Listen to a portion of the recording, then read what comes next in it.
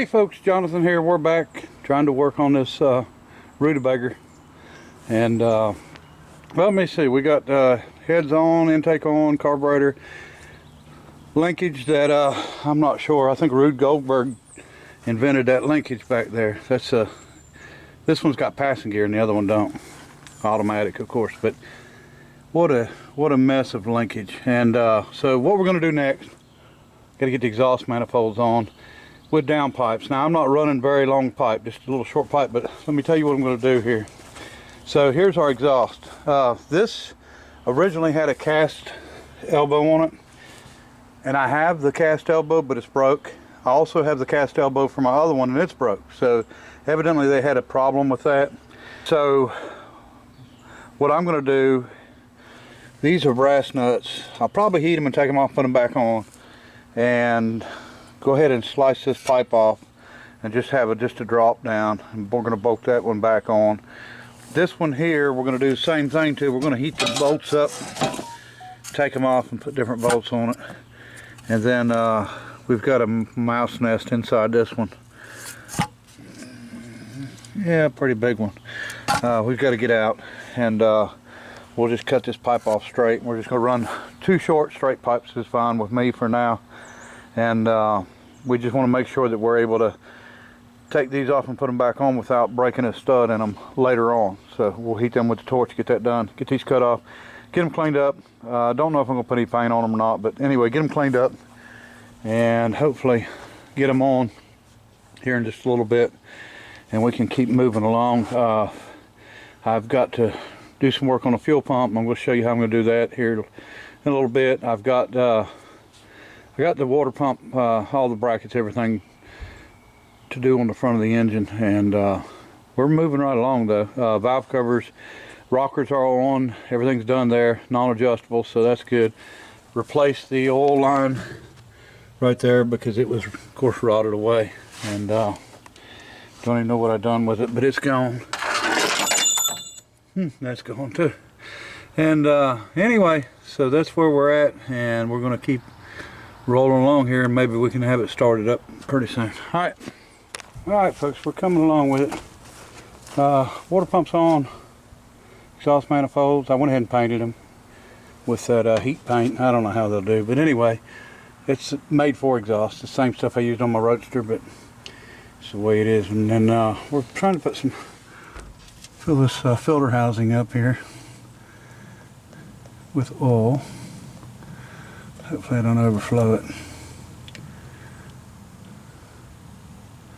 So it's going to come to a point to where whatever's in it's going to leak back into the engine. So I'm just going to go ahead and put the whole quart in.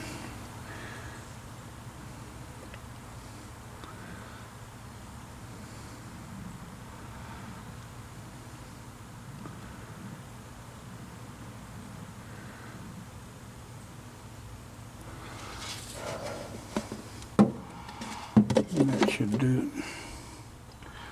Much better than starting it dry, right? Alright. Just a little bit warm today. It's a little toasty. Well, I ain't complaining that I'm cold. Well, it could be worse. We could all be on fire. I think I feel like I'm on fire. What happens when this thing pegs out? I believe that deer and that clock's already dead from heat. Alright folks, still moving on. And let me show you what I got. Okay, here's what I got for fuel pump. Here's our stock pump. As you can see, I stuck a couple of bolts in it. And the reason I've done that is I'm trying to get, I need to be able to match a distance from here to the end of the shaft, and then the height from one side to the other. And here is the pump we're going to use. So we got the same mounting, but the rod's different. Now I can't swap these rods because this one's made completely different. So the plan is to cut this rod off somewhere up here, overlap it with this rod because it's a little bit wider, and we're going to weld it. But what we're going to do, the reason that I've got these bolts on here are totally for just measurement. So I can measure and mark the bolts to get the same, or I can maybe notch these bolts and then just take them out and put them over to that one. The way that I got these made, they're bottomed out, so but I just stuck extra bolts on there just to be able to show you. I was just going to use 2 bolts, but I threw these on there so you'll see the difference in the length. And well, there's not, I don't know how much difference in the length, but there is some difference. But the main thing is the difference in the height. And you can see that's got a little bit of a bounce right here at the beginning. This one's got a little bounce. So we're going to try to match it up exact. And so basically all I got to do, looking at this, it goes just below. So I mean, I've just got to put it on there, get the length right, and make sure that it is just a little bit below when you push down. It's not rocket science. So we'll be able to get that together, and we'll have us a new Ford big block fuel pump, probably China. It don't say, but it'll work. And I'm sort of a mechanical fuel pump person. I just prefer mechanicals.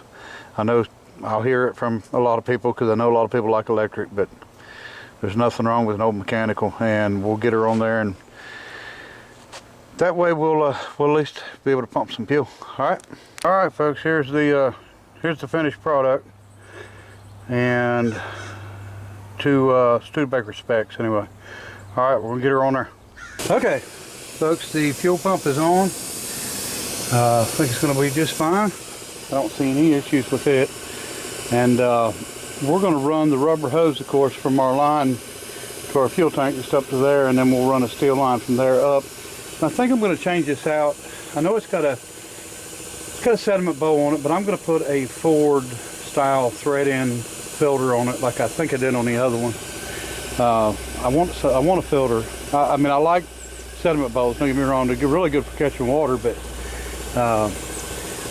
we'll go ahead and do that, and that way we can just run the original steel line up from there, and then we can run the rubber line off of it and clamp it. And let me see, a short hose from there up.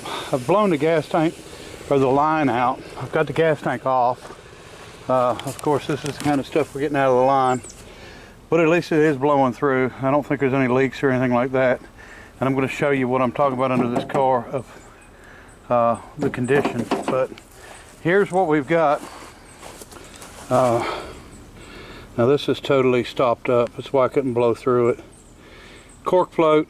I'm going to have to use this, and I think I'm going to have to resolder it because it's loose in the center too, and I had to solder my last one back where it needed to be. But if I use the other tank, clean it up really well, I don't know if the gas gauge will work or not. It may or may not, but make me a gasket for it. This is just, I don't know if you can see or not, but it's shot. But you know, it's not leaking. And when you get that kind of I don't know what you want to call it, it's like a molasses in there, but I've got a caustic soda vat, and I could dip this tank in there and heat it up and let it run for about 3 days, and it would be just about new inside as long as there's no rust. But I don't have time to do that, but we'll save this tank and maybe do it later. And of course, this rubber here just comes apart, so it's got to be replaced also. And it's just got a bracket here, so we'll get that apart. But let me show you underneath this car. So if you look up under it, it's, you know, there's stuff hanging down. It looks pretty rough when it comes to, you would think maybe that would be bad floors or something like that, but let me show you this. This might surprise you. This is just undercoating that has fallen off. And look under the undercoating. There's no rust, it's all paint. And it's kind of weird because of the color of the paint.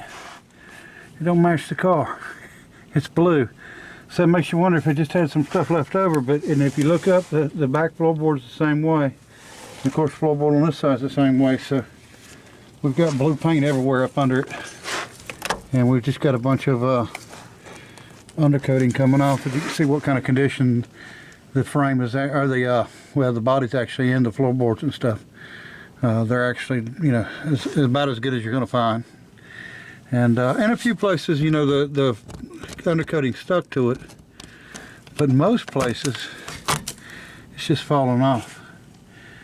And I don't think it'd take long going down the road for the stuff to just start falling. And I guess that could be from where it was sitting in the barn all nice and dry. I don't know. But anyway, that's the deal. So we're going to figure out what we're going to do on the tank here. And could take the easy way out, run that line up through that hole right there and put me a boat tank in the back. That would sure be quicker. And we may do that temporary, I don't know. I think maybe we'll concentrate on the other stuff, and if we have time we'll put the tank on. If we don't, we'll run a boat tank. I've got one that would work just perfect in the trunk. So anyway, I think we'll get, I need to get the radiator soldered. Probably go ahead and put the tank back on. You know, I'm not much on that temporary stuff, so. All right folks, running out of daylight, but here's the flange that seems to be broke on most all of them. Wish I had a good one, but steel pipe works. It's just a tight fit. Anyway, here's what we got done. All right, there she is. I got the oil bath cleaned and ready to put oil in and put on. I had to make a stud for the carburetor to hold that.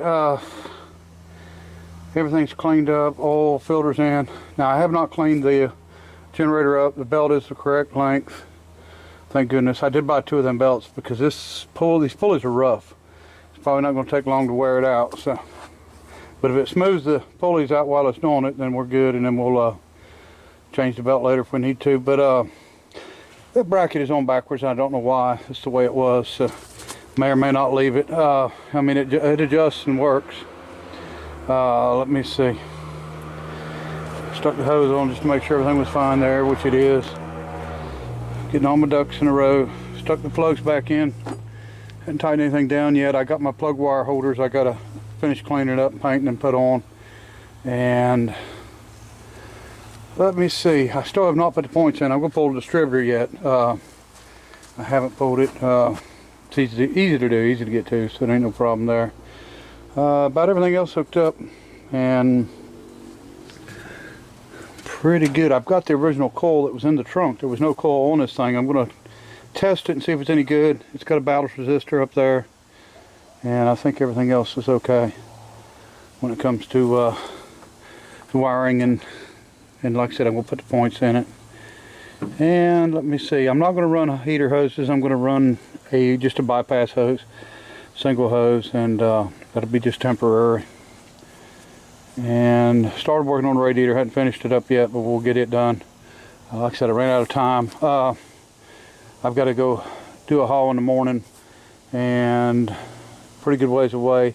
It's for another person, so I've got to use the gooseneck treader in my truck. So I got to get my truck cleaned off and cleaned out. I've been using it for the tailgate for a workbench. So get that done, get my trailer hooked up, and get unloaded off it. I've got a few things laying on it I need to get off. Nothing major, but I'll get on the roll. But anyway, may or may not post this as video. If so, appreciate everybody watching. Until next time, bye.